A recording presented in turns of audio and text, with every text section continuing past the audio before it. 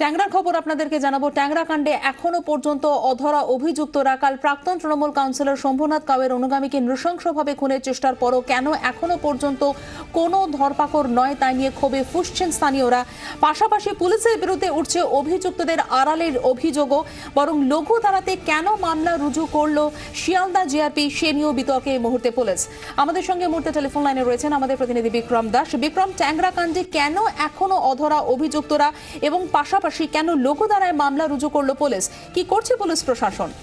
দেখো, সব থেকে বড় বিষয় যেটা জানা যাচ্ছে যে এখনো পর্যন্ত কিন্তু একজনও অভিযুক্ত 24 ঘন্টা কেটে গেলেও গ্রেফতার করতে পারেনি পুলিশ। শিয়ালদা জিআরপি তাকে গ্রেফতার করতে পারেনি।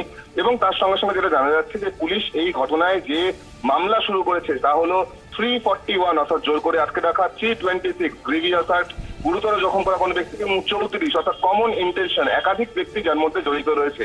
এই তিনটি ধারায় কিন্তু পুলিশ মামলা রুজু করেছে। এবং এর পাশাপাশি তোমাকে জানিয়ে রাখবো যে অভিযোগপত্র জমা পড়েছে সেখানে কিন্তু স্পষ্ট লেখা 12 জনের নাম, যেখানে উত্তম রানা থেকে শুরু করে টিঙ্কু রানা এবং তার সঙ্গে সঙ্গে তাৎপর্যপূর্ণভাবে এলাকার স্থানীয় তৃণমূল নেতা যার নাম প্রদীপ গুহ, তার নামও কিন্তু অভিযোগ দেওয়া হয়েছে। এবং তার সঙ্গে সঙ্গে মনোজ হাজরার নামও অভিযোগ দেওয়া হয়েছে। তোমাকে জানিয়ে রাখবো, এই প্রদীপ গুহকে নিয়ে যখন নাম জড়ায় তখনই কিন্তু গতকাল স্বর্ণকমল শাহ তিনি মন্তব্য করেছেন যে প্রদীপ গুহ এর মধ্যে কোনো রকম ভাবে জড়িত নয়, তিনি একজন স্থানীয় তৃণমূল নেতা। অথচ এই প্রদীপ গুহর নাম কিন্তু এর আগে উঠে এসেছে যখন ট্যাংরায় পুর নির্বাচনের সময় গন্ডগোল হয়, ঝামেলা হয়, তখন ট্যাংরা থানার সামনে গুলি চলে।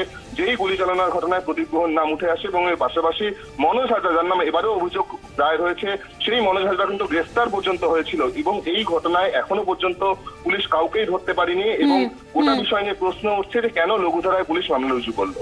ধন্যবাদ বিক্রম দাস, আমাদের প্রতিনিধির সঙ্গে কথা বললাম।